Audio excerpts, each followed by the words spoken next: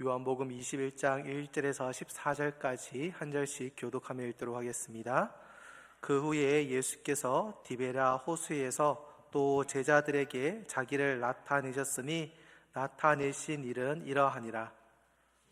베드로와 디두모라 하는 도마와 갈릴리 가나 사람 나다나엘과 세베대의 아들들과 또 다른 제자 둘이 함께 있더니 시몬 베드로가 나는 물고기 잡으러 가노라 하니 그들이 우리도 함께 가겠다 하고 나가서 배에 올랐으나 그날 밤에 아무것도 잡지 못하였더니 날이 새어갈 때에 예수께서 바닷가에 서셨으나 제자들이 예수이신 줄 알지 못하는지라.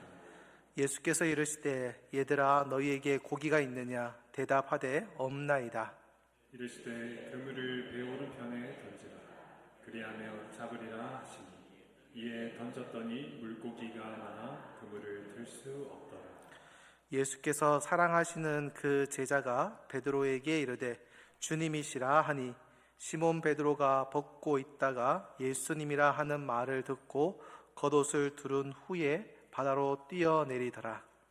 다른 제자들은 육지에서 거리가 불과 한 50칸쯤 되므로 작은 배를 타고 물고기 든 그물을 끌고 와서 육지에 올라보니 숯불이 있는데 그 위에 생선이 놓였고 떡도 있더라. 예수께서 이르시되 지금 잡은 생선을 좀 가져오라 하시니 시몬 베드로가 올라가서 그물을 육지에 끌어올리니 가득히 찬 큰 물고기가 153마리라. 이같이 많으나 그물이 찢어지지 아니하였더라. 예수께서 이르시되 와서 조반을 먹으라 하시니 제자들이 주님이신 줄 아는 고로 당신이 누구냐 감히 묻는 자가 없더라. 예수께서 가서 떡을 가져다가 그들에게 주시고 생선도 그와 같이 하시니라. 이것은 예수께서 죽은 자 가운데서 살아나신 후에 세 번째로 제자들에게 나타나신 것이라.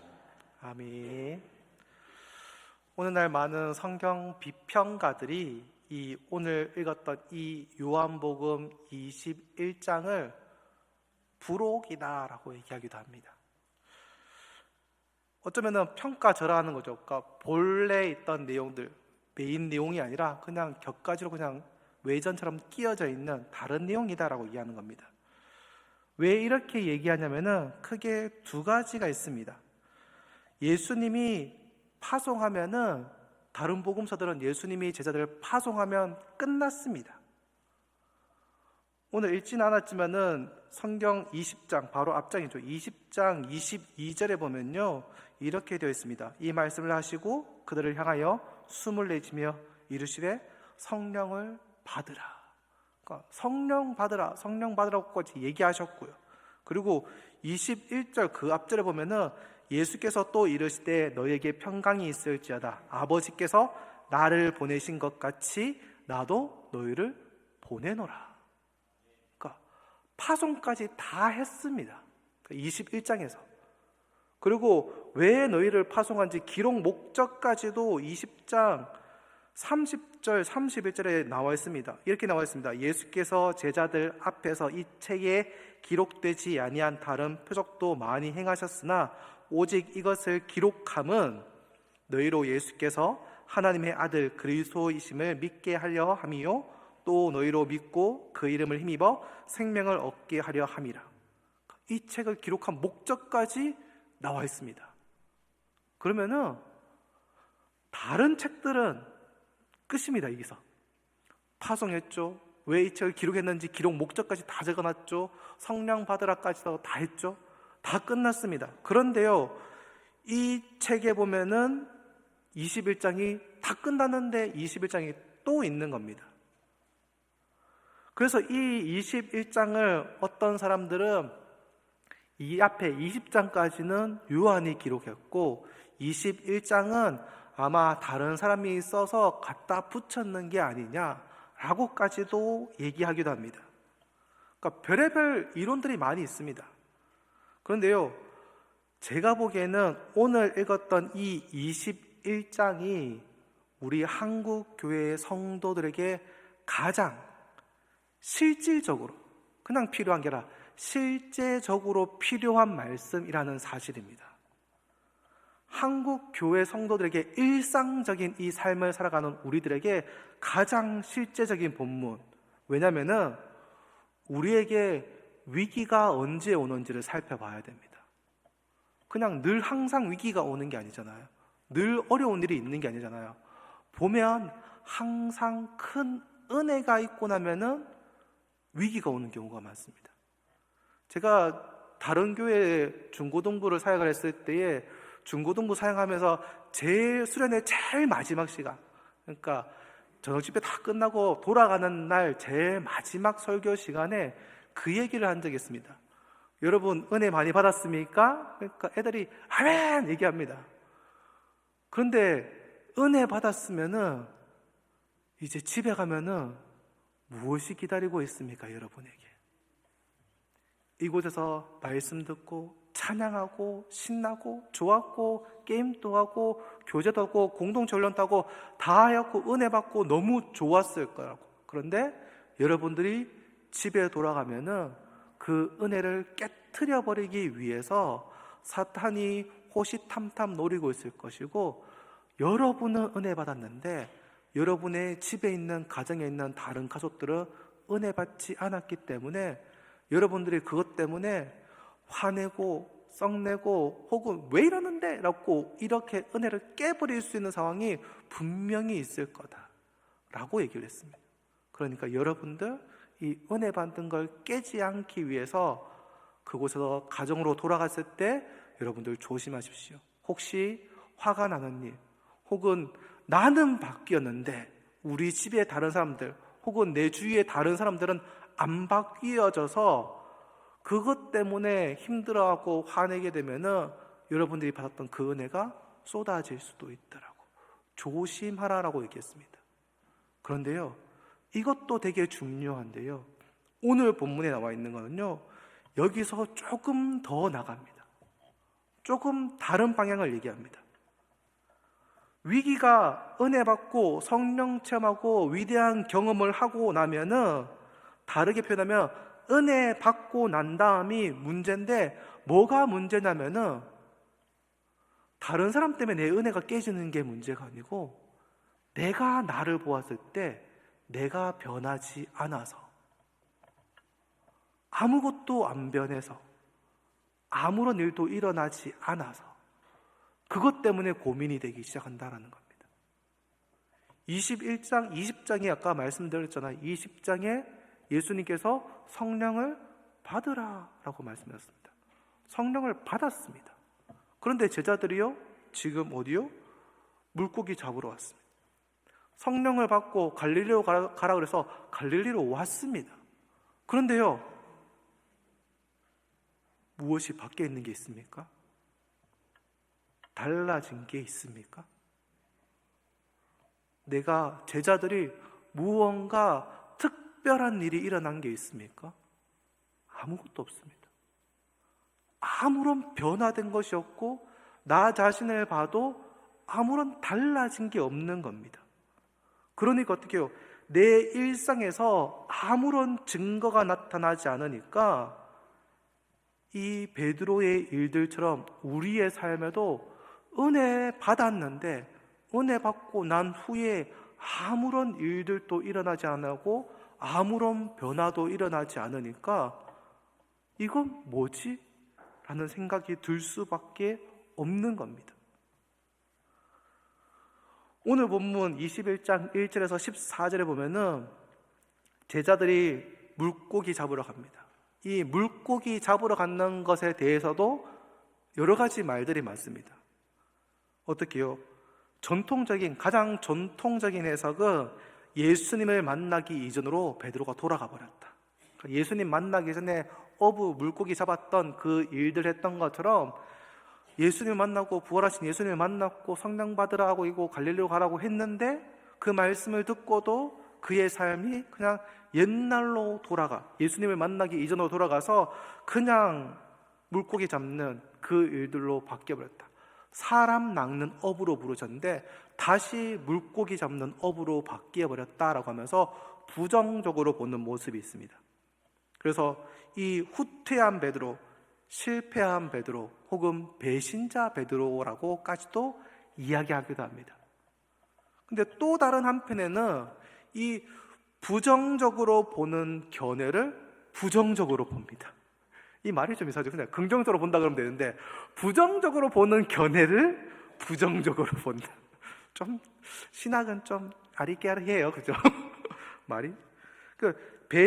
무슨 일이냐면은 이것들을 배신했다 아니면 후퇴했다 그런 게 아니라 그냥 베드로가 예수님이 갈릴리로 가라 그래서 갈릴리로 갔습니다. 근데 갈릴리로 갔는데 아무것도 없으니까 먹고는 살아야 되잖아요. 아무것도 안 할 건 아니잖아요. 그냥 하염없이 멍 때리고 있을 수는 없으니까 베드로가 거기서 자신이 할 수 있는 거 먹고 살기 위해서 그 일을 했다. 원래 어부였으니까 그 일을 했다. 그러니까 이것을 꼭 부정적으로 볼 필요는 없다라는 견해입니다. 어느 것이 더 맞는 것 같나요?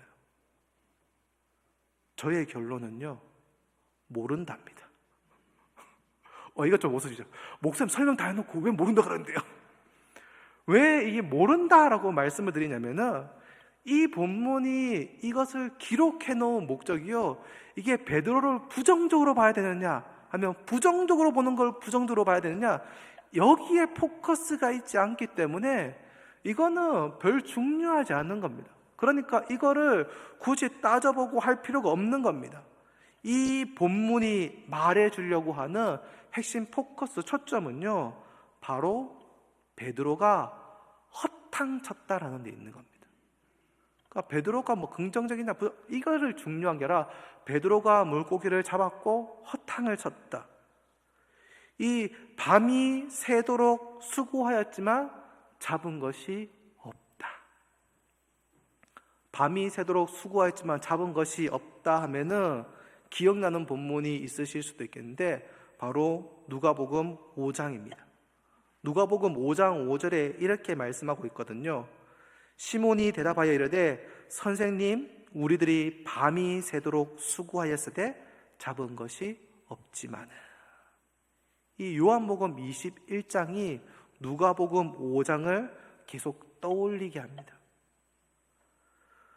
여기에 우리의 실제적인 고민이 들어간 겁니다. 은혜를 받았는데 은혜를 받기 전과 똑같다라는 겁니다. 예수님을 만나기 전에 이제 예수님을 간 만난 누가복음 5장에 그들이 얘기했던 말, 밤이 새도록 수고했지만 잡은 것이 없습니다. 그런데 예수님을 만났고 부활하신 예수님을 보았는데 그들이 동일하게 요한복음 21장에도 밤이 새도록 수고했지만 잡은 것이 없습니다. 집에 갔는데 수련회를 마치고 은혜 받고 혹은 예배를 드리고 은혜 받고 부흥에 참석해서 은혜 받고 집에 돌아갔는데 아무것도 변한 게 없는 겁니다. 가족들은 여전히 나를 힘들게 하고 직장은 살기가 힘들고 수입은 넉넉하지 않고 은혜를 받았음에도 불구하고 주의가 벗기지 않고 변동도 없고 변함이 없을 때 바로 이게 성령 받은 베드로, 은혜 받은 제자들의 모습이라는 겁니다. 이것이 오늘날 우리의 모습과 별반 다르지가 않다라는 겁니다. 그래서 어떤 사람들은 21장이 그냥 요한복음의 부록이다라고 평가절하하기도 하지만은 오히려 요한복음을 읽고 있는 독자들에게는 가장 실제적으로 필요한 본문이 바로 요한복음 21장이라는 겁니다. 은혜를 받았지만은 상황이 변하지 않아서 낙담하고 지쳐있는 제자들을 예수님이 어떻게 대우하고 계시는가? 예수님이 뭐라고 말씀하고 계시는가? 그걸 우리가 살펴보게 되는 겁니다. 좀 유식한 말로 수미상관, 앞과 뒤에 똑같은 말을 넣음으로 인해서 강조하는 것, 이게 오늘 본문에도 나와 있습니다. 1절에 보면은 쭉 나오다가 제일 끝에 뭐라고 되어 있냐면은 21장 1절에 나타내셨으니 나타내신 일은 이러하니라.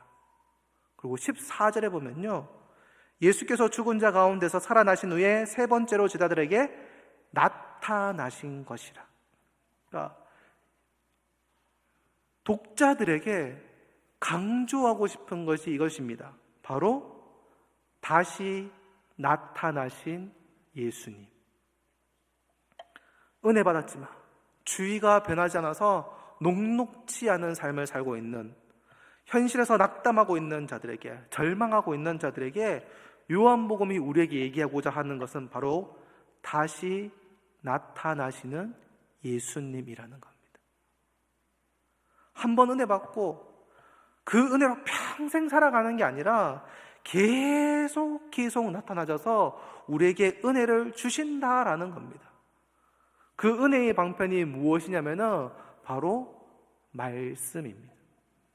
말씀으로 대화를 거시고, 말씀으로 명령하시고, 말씀으로 요구하시고, 말씀으로 찾아오시는, 첫 번째는 다시 나타나시는 예수님, 그리고 두 번째는 말씀하시는 예수님.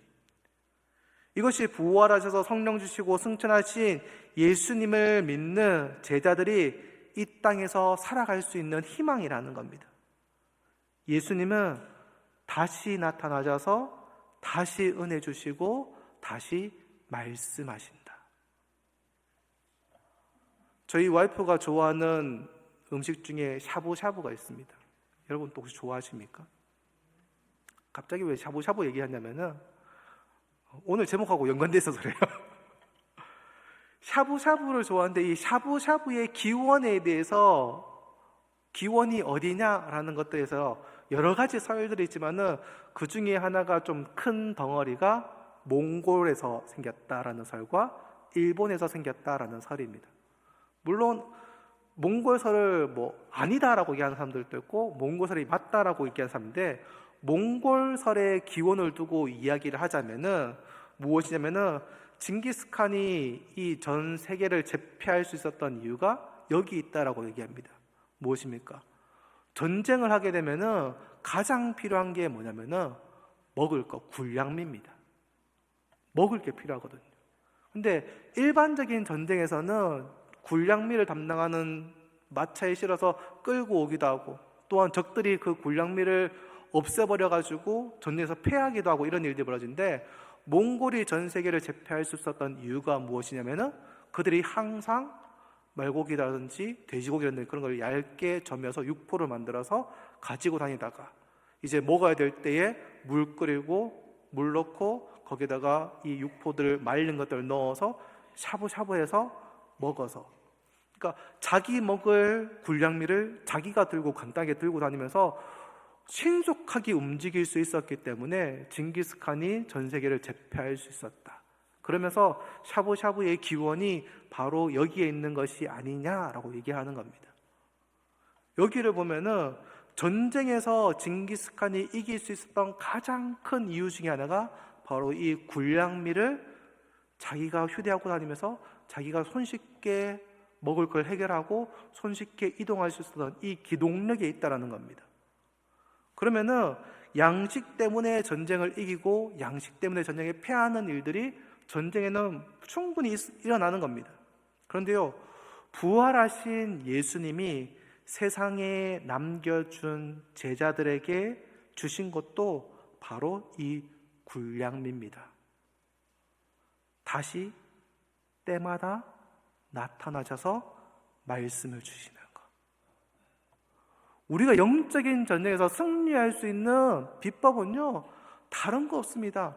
주님이 우리에게 나타나시고 주님이 우리에게 말씀하실 때에, 우리가 주님의 말씀을 듣고 나아갈 때에 말씀이 제때 공급되기 때문에 우리는 승리할 수 있는 겁니다. 기독교가 지금까지 이 땅에 이렇게 퍼져나가고 복음이 전파될 수 있었던 거는요, 바로 예수님이 우리에게 나타나시고 우리에게 말씀하시고 우리에게 이야기하셨기 때문입니다.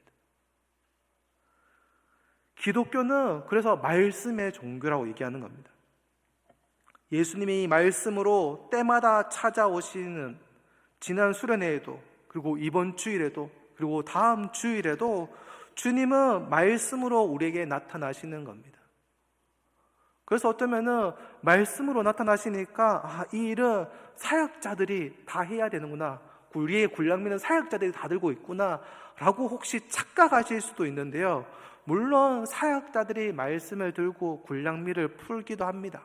그런데요, 그 굴량미가 사역자들에게만 있는 건 아니라는 겁니다. 우리가 지난주에 큐티 세미나를 했지 않습니까? 큐티의 말씀을 봐야 되는 이유가 무엇입니까? 말씀을 보기 위해서. 내가 말씀을 듣는 방법 중에 하나가 예배 시간에 와서 사역자들이 말씀을 전하는 것을 듣는 것도 있지만은요, 내가 매일매일 그 큐티의 말씀을 보는, 내가 보는 그 말씀도 있다라는 겁니다. 언제까지 남이 해준 요리를 먹겠습니까? 물론 여기 계시는 여자분들께서는 외식이 제일 좋겠죠. 내가 하는 것보다는 남이 해주는 게 좋겠죠. 그런데요, 어떤 때는요, 내가 해 먹어야 될 때도 있다는 겁니다. 언제 365일 사 먹을 수는 없잖아요. 내가 해 먹는 요리, 그게 하나님이 우리에게 이 굴량미, 그 말씀을 우리에게 주시는 겁니다. 다시 나타나신 그 주님께서 말씀으로 나를 만져주시고, 말씀을 성도들에게, 그리고 내 자녀들에게, 내가 가르치고 있는 학생들에게, 혹은 사랑방 식구들에게 이 큐티했던 말씀을 나누고, 그냥 한 성경 구절 한 개 올리는 것 하나라도 나는 이 말씀이 오늘 너무 좋네요 라고 그 카톡방에 올리는 그 한마디가 누구에게는 정말 일용할 양식, 그 굴량미일 수 있다라는 겁니다. 은혜 받아서, 은혜는 받았는데 나의 일상이 변하지 않아서 어쩌면 낙심한 누군가가 있을 수 있을 겁니다.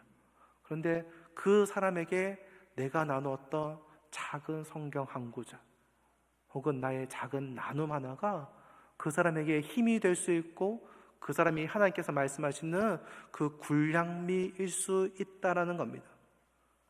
예수님께서 세상에 남겨두신 것, 다시 나타나셔서 다시 말씀하시고, 그러고 나서 무엇입니까? 손수 음식을 해주셨습니다.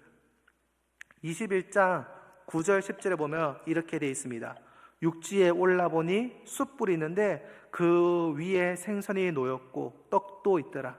예수께서 이르시되 지금 잡은 생선을 좀 가져오라. 예수님께서 제자들을 위해서 요리를 하시거든요. 어쩌면 요즘에 어쩌면 대세 중에 대세가 요리 잘하는 남자, 요생남이라고 얘기하잖아요. 저는 잘 못합니다. 저는 일부분만 합니다. 근데 예수님께서 허탕치고 오는 그 제자들을 위해서 무엇이요? 그들의 필요를 채워주기 위해서 요리하시고 준비하고 계셨다라는 사실입니다. 여기서 숯불이 나오는데요, 요한복음에서 숯불은 딱 2번 나옵니다. 오늘 나와 있는 이 본문, 그리고 베드로가 예수님을 부인했을 때 그 대제사장의 집에 그 숯불 2번 딱 나오거든요. 근데 예수님이 베드로를 앉혀놓고 제자들을 앉혀놓고, 야, 숯불 보니까 그때 생각나네. 내가 그때 얼마나 마음이 아팠는데 네가 그렇게 되게 내 눈 보고도 이렇게 쌩하게 갈 수가 있노. 이런 말씀 하나도 안 하시고 뭐요? 밥 먹자. 그 한마디. 배신에 대해서 배자 한마디, 숯불에 대해서 숫자 한마디, 탄 한마디도 말씀하지 않으시고 그 베드로의 그냥 허기진 그 배를 채우시는 예수님. 제자들의 허기진 배를 채우시고 제자들의 필요를 채우시는 예수님. 이게 부활하신 예수님이 베드로에게 사명을 주기 전에 하셨던 일입니다. 다시 나타나시고 다시 말씀 주시고 다시 채우시는 일. 어쩌면은 우리가 해야 될 일이기도 합니다. 뭐 내가 거창하게 대단하게 뭘 하라는 게 아니고요. 내가 해야 될 일은 다시 오신 나에게 찾아오신 예수님을 만나고 나에게 말씀 주시는 그 말씀을 듣기 위해서 내가 부지런히 말씀을 찾아다니고, 그리고 그 말씀을 통해서 나를 채우시는 하나님의 그 일들을 우리가 체험해야 되는 겁니다. 그 일들을 했을 때에 나만 채워지고 나만 가득해지느냐? 아니요. 내가 채워지면요, 채워진 건요 흘러 넘칠 수밖에 없습니다. 흘러 넘치면요 그 말씀이 나를 통해서 내 옆으로 전달되어지는 거죠. 그 전달되어지는 말씀이 또 누군가에게 다시 나타나시는 예수님의 모습으로, 다시 나타난 말씀으로 다시 그의 심령을 채우는 일로 연결되어질 겁니다. 큐티 신청 끝났습니다. 그런데요, 뒤늦게 신청하시는 분이 많이 있습니다. 그래서 계속 받고 있습니다. 대신 책을 언제 드린다고 장담은 할 수는 없지만은 아직 큐티책 신청 못 하신 분이 있으면은 주저없이 저한테 카톡이나 문자 주시고 입금해 주시면은 다시 처리해 드리겠습니다. 그래서 아직 큐티책 상시로 받기도 하거든요. 그래서 혹시 필요하신 분이 있으시면은 아직 신청하지 못하신 분이 있다면 신청하셔서 그 말씀으로 채워지는 시간들, 내가 말씀으로 채워지고 말씀을 보는 시간들을 통하여서 다시 나타나시는, 다시 나에게 말씀하시는 그 주님을 체험하며 그 주님의 말씀을 들고 좋은 거룩한 군량미의 전달자가 저와 여러분이 되기를 주님의 이름으로 축원합니다. 기도하겠습니다. 하나님 아버지 감사합니다. 다시 나타나 주시고 다시 말씀하시고 다시 우리의 필요를 채워주시는 그 예수님의 모습을 봅니다. 그 모습을 통해서 우리에게 그 군량미로 우리에게 말씀을 주셨다라는 사실들을 다시금 깨닫게 됩니다. 하나님, 우리들이 그냥 나도 말씀을 듣고 나만 채워야지라고 멈춰져 있는 자들이 아니라 나도 이 거룩한 군량미의 전달자로 부르셨다라는 사실들을 기억하면서 하나님의 말씀을 통하여서 말씀을 봄으로 다시 나타나시는 나의 삶 가운데 나타나셔서 나를 위로하시고 다시 은혜를 내려주시고 또한 나에게 말씀하시고 또한 나의 필요를 채우시는 그 주님을 붙들고 살아가는 우리들이 되게 하여 주옵소서. 예수님 이름으로 기도합니다.